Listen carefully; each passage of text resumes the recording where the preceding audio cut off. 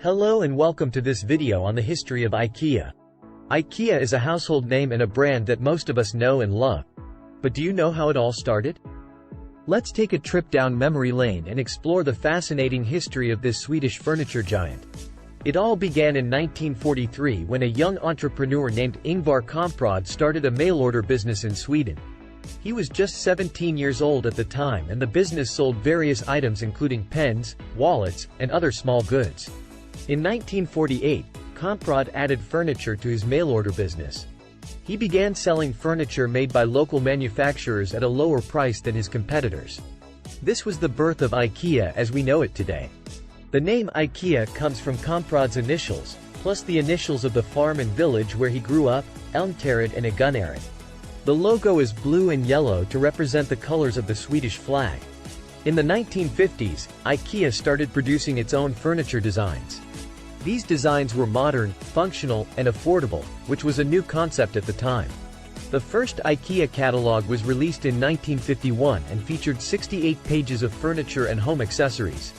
Ingvar Kamprad was a genius businessman who was known for his frugality.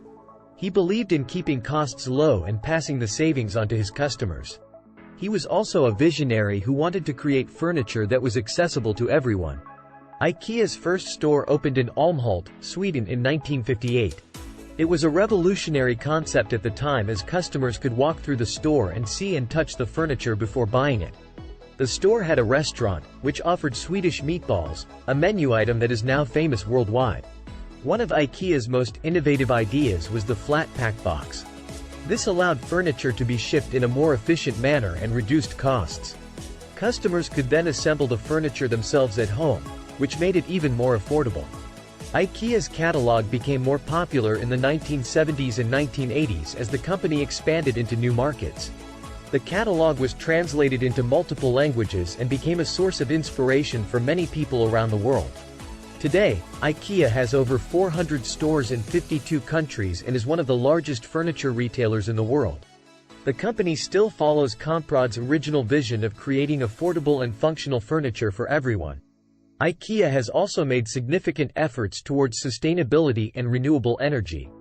In 2017, the company announced its goal to become climate positive by 2030, which includes reducing its greenhouse gas emissions and using 100% renewable energy.